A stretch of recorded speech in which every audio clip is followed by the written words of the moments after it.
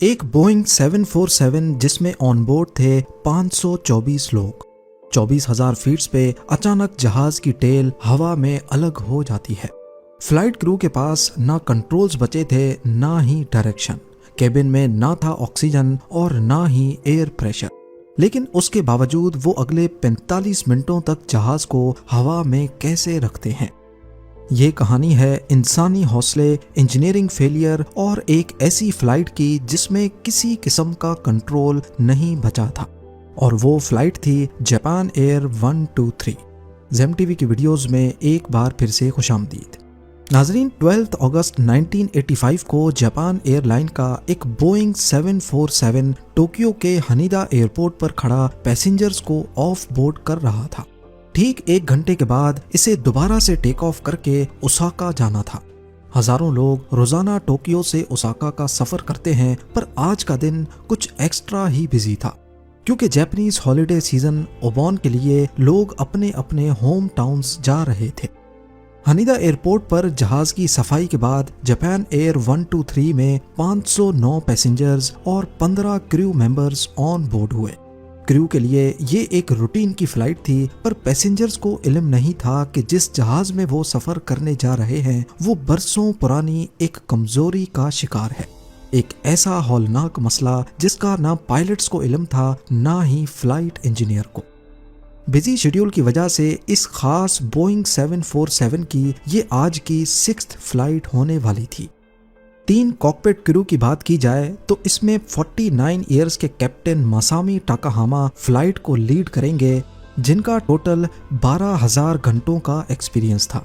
First officer 39 years के युटाका Sasaki थे, जिनकी कैप्टन के लिए प्रमोशन होने का प्रोसेस ऑलरेडी चल रहा था और ये फ्लाइट उनकी प्रमोशन के लिए सबसे अहम थी। इनका टोटल 3,900 घंटों का एक्सपीरियंस था। थर्ड कॉकपिट क्रू में 46 साल के फ्लाइट इंजीनियर हिरोशी फुकुडा थे, जिनका काम पायलट सीट्स के पीछे बैठकर जहाज के टेक्निकल मसलों पर नजर रखना था। कॉकपिट क्रू की काबिलियत देखकर ये कहना गलत नहीं होगा कि 509 पैसेंजर्स की जान बिल्कुल महफूज हाथों में मौजूद है। पर क्रू की तरह क्या ये जहाज भी इस काबिल है कि नहीं, इसका अंदाजा थोड़ी ही देर में हो जाएगा।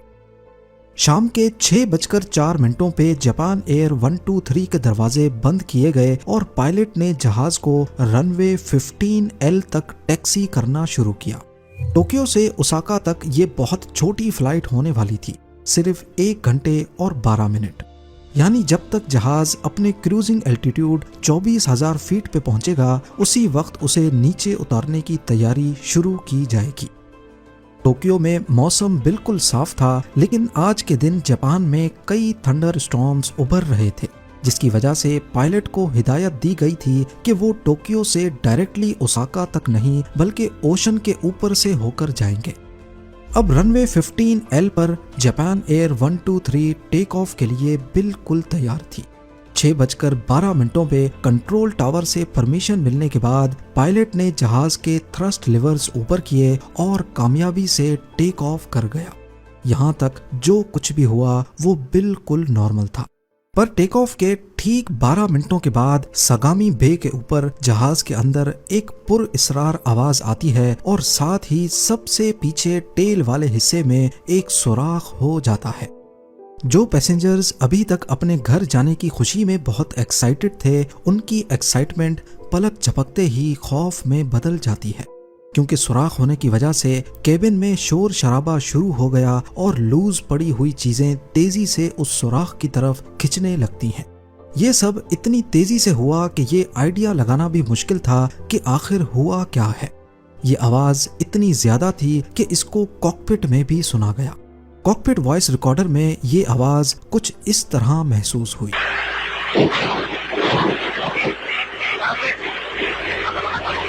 यहाँ पे ये जानना जरूरी है कि जैसे जैसे प्लेन एल्टीट्यूड पे जाता है तो बाहर की हवा पतली होने लगती है और ऑक्सीजन लेवल भी कम हो जाता है। इसको काउंटर करने के लिए केबिन के अंदर आर्टिफिशियल प्रेशर भरा जाता है, जो लगभग जमीन के एटमॉस्फेरिक प्रेशर के बराबर होता है, जिसका मतलब ये कि 24,000 फीट पे बाहर प्रेशर कम और केबिन के अंदर प्रेशर ज्यादा होता है। और ये ज्यादा एयर प्रेशर केबिन की दीवारों पर लगातार अंदर से जोर लगा रहा होता है। प्लेन का केबिन पूरी तरह एयर टाइट रखा जाता है ताकि ये आर्टिफिशियल प्रेशर किसी भी तरह से लीक ना हो सके। पर अगर केबिन का कोई छोटा सा भी हिस्सा कमजोर होगा तो एयर प्रेशर उस जगह को फाड़कर एक सुराख पैदा कर सकता है, जिसकी वजह से केबिन का आर्टिफिशियल प्रेशर खत्म हो जाएगा और पैसेंजर्स की तबीयत बिगड़ सकती है। इसके अलावा ऑक्सीजन लेवल कम होने की वजह से सांस लेने में दुश्वारी भी हो सकती है। जापान एयर 123 में भी कुछ ऐसा ही हुआ था, पर अभी तक दोनों पायलट्स को इसका इल्म नहीं। कॉकपिट वॉइस रिकॉर्डर में उनको आपस में बात करते सुना गया, जिसमें कभी उन्होंने लैंडिंग गियर दरवाजे के टूटने की बात की तो कभी उनको लगा कि शायद ये आवाज इंजन में से आई है।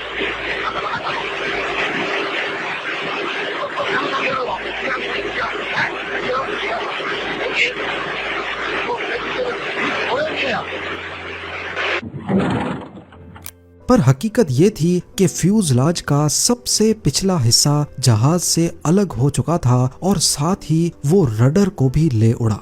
फ्यूजलाज की टेल फट जाने की वजह से अब केबिन में प्रेशर मेंटेन नहीं हो पाएगा, पर रडर जो टेल पर लगे इस हिस्से को कहते हैं, इसके अलग होने का मतलब है कि जहाज अब दोनों पायलट्स के कंट्रोल से बाहर जाने वाला है।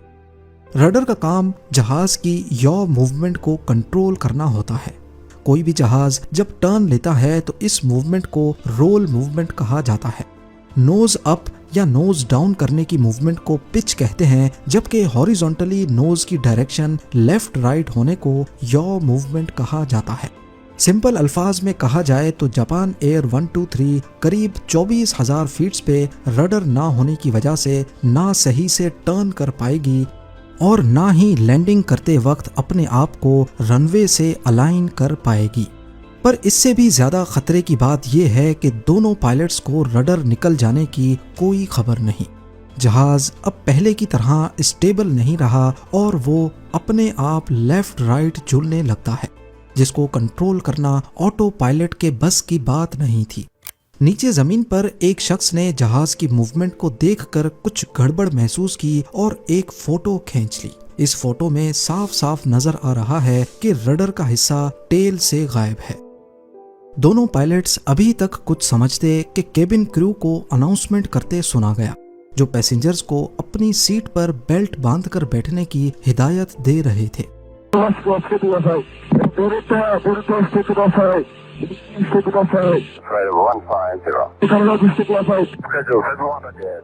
उधर कॉकपिट में मौजूद कैप्टन को मामला गड़बड़ लगा तो सबसे पहले उन्होंने ट्रांसपॉन्डर की फ्रीक्वेंसी 7703 पर रख दी, जो कि एक यूनिवर्सल डिस्ट्रेस सिग्नल है। यानी अब तमाम कंट्रोल टावर्स को पता चल जाएगा कि जापान एयर 123 इमरजेंसी सिचुएशन में है। कैप्टन ने फैसला किया कि जहाज को वापस टोक्यो में लैंड किया जाए, पर क्या प्लेन ऐसा करने के काबिल भी है या नहीं। सबसे पहले उन्होंने कंट्रोल टावर को इमरजेंसी सिचुएशन के बारे में बताया और वापस टोक्यो लैंडिंग की परमिशन मांगी। कंट्रोल टावर ने कैप्टन को 90 डिग्री टर्न लेकर टोक्यो में लैंड करने की परमिशन दे दी। फर्स्ट ऑफिसर जो कंट्रोल्स पर बैठे थे, उन्होंने प्लेन को राइट की तरफ मोड़ा, ठीक 40 डिग्रीज के एंगल में। पर दोनों पायलट्स ये देखकर मजीद खौफजदा हो गए कि प्लेन का एंगल 40 डिग्री से काफी ज्यादा था। इस मौके पर कैप्टन को चिल्लाकर फर्स्ट ऑफिसर को बोलते सुना गया कि बैंक एंगल कम करो। पर एंगल किसी सूरत कम नहीं हुआ। को पायलट ने बार बार कोशिश की, पर प्लेन उसके किसी भी इनपुट का जवाब नहीं दे रहा था। इतने में फ्लाइट इंजीनियर ने दोनों पायलट्स को बताया कि हाइड्रोलिक प्रेशर तेजी से कम हो रहा है, और देखते ही देखते हाइड्रोलिक प्रेशर 0 पे आ गया। यही वो पॉइंट था जब कॉकपिट में मौजूद तीनों क्रू मेंबर्स को पता लग गया कि प्लेन अब उनके कंट्रोल से बाहर निकल चुका है। जिनको पता नहीं तो उनको बताते चलें कि प्लेन के जितने भी कंट्रोल्स होते हैं, जिसमें लेफ्ट राइट टर्न के लिए लगे एलरॉन्स, पिच के लिए एलिवेटर्स, स्पीड कम करने के लिए फ्लैप्स, इन सब को फ्लाइट के दौरान, खास तौर पर जब 1000 किलोमीटर पर आवर की विंड सामने से लग रही हो, हाथ से हिलाना नामुमकिन होता है। इसीलिए इनको हाइड्रोलिक प्रेशर की मदद से मूव किया जाता है। और जापान एयर 123 की जो टेल टूटी थी वो अपने साथ कुछ हाइड्रोलिक पाइप्स को भी फाड़ चुकी थी। यही वजह थी कि अब जहाज का पूरा हाइड्रोलिक प्रेशर भी खत्म हो गया और कॉकपिट के कंट्रोल्स किसी शो पीस की तरह रह गए। 24,000 फीट की बुलंदी पर जापान एयर 123 कई मसलों का शिकार हो चुकी थी।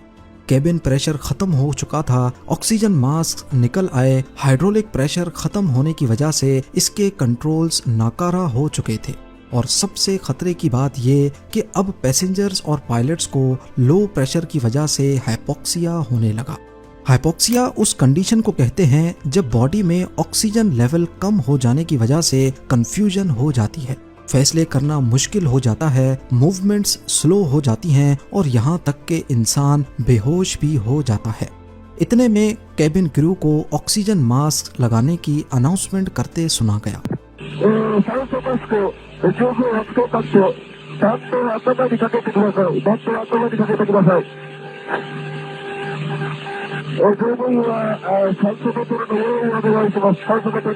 अब जापान एयर 123 बुरी तरह रोल मूवमेंट करके पैसेंजर्स को डरा रही थी। दोनों पायलट्स के पास अब सिर्फ एक ही चीज के कंट्रोल्स बचे थे और वो है इंजन के कंट्रोल्स। कैप्टन ने सिर्फ इंजन के कंट्रोल्स को इस्तेमाल करके प्लेन को रोल मूवमेंट से निकालने की कोशिश की। अगर जहाज को राइट टर्न करवाना है तो फिर लेफ्ट साइड के इंजन्स की पावर बढ़ानी होगी और अगर लेफ्ट टर्न कराना है तो राइट साइड के इंजन्स की पावर बढ़ानी होगी। इसी तरह रोल मूवमेंट में जब जहाज राइट की तरफ बैंक करेगा तो सिर्फ राइट इंजन्स की पावर एक खास वक्त तक बढ़ाकर उसे दोबारा सीधा किया जा सकता है। इसी तरीके को इस्तेमाल करते हुए पायलट्स ने जहाज की रोल मूवमेंट पर काफी हद तक काबू पा लिया। अब उनका मिशन सिर्फ एक ही था कि जहाज को जल्द अज जल्द टोक्यो एयरपोर्ट पर वापस लैंड करवाया जाए, पर उससे पहले जहाज को जमीन के करीब लाना होगा ताकि केबिन में प्रेशर बढ़ सके। इस काम के लिए वैसे तो एलिवेटर्स काम आते हैं जो अब हाइड्रोलिक प्रेशर ना होने की वजह से बेकार पड़े थे, लिहाजा कैप्टन ने लैंडिंग गियर डाउन करने का आइडिया दिया। लैंडिंग गियर जहाज में एक्स्ट्रा ड्रैग पैदा करता है जो स्पीड को कम कर सकता है, पर ये लैंडिंग गियर भी हाइड्रोलिक प्रेशर से ही खुलते हैं, लिहाजा कैप्टन ने लैंडिंग गियर को अपने ही वजन पर खोलने का इरादा किया और खुशकिस्मती से वो खुल भी गए। अब 6:45 पे जापान एयर 123 ओत्सुकी नामी शहर के ऊपर एक गोल चक्कर लगाता है और उसका एल्टीट्यूड 24,000 फीट से 13,500 फीट हो जाता है, जो कि पायलट्स की एक बड़ी कामयाबी थी। केबिन में प्रेशर और ऑक्सीजन दोनों बेहतर हो जाते हैं, पर खतरा अभी तक टला नहीं। उनको यहाँ से राइट टर्न लेकर टोक्यो की तरफ जाना था, पर सिर्फ इंजन कंट्रोल्स के जरिए प्लेन को टर्न करना पायलट्स के लिए बहुत मुश्किल पैदा कर रहा था। अगर वो इंजन का थ्रस्ट बढ़ाते तो प्लेन की नोज काफी ऊपर हो जाती, जिससे स्पीड भी कम हो रही थी, और अगर स्पीड ज्यादा कम हुई तो प्लेन स्टॉल करके जमीन पर गिर सकता है। ना चाहते हुए अब जहाज जापान के पहाड़ी इलाके में दाखिल हो गया। कम एल्टीट्यूड पर बिना कंट्रोल्स के जहाज को टोक्यो की तरफ मोड़ना एक इम्पॉसिबल टास्क लग रहा था। 6:48 पे कैप्टन को फर्स्ट ऑफिसर को ये बोलते सुना गया कि राइट टर्न करो, आगे पहाड़ है।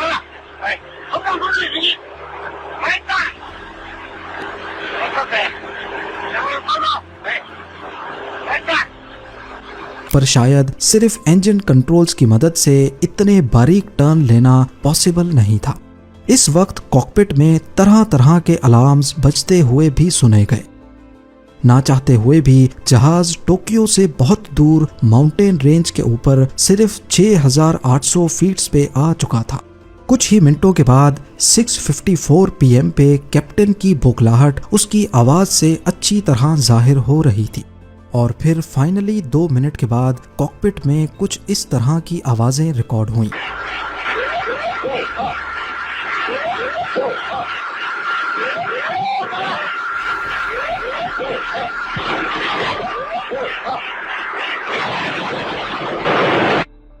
जापान एयर का तैयारा टर्न करते वक्त कम एल्टीट्यूड की वजह से एक पहाड़ से जा टकराया।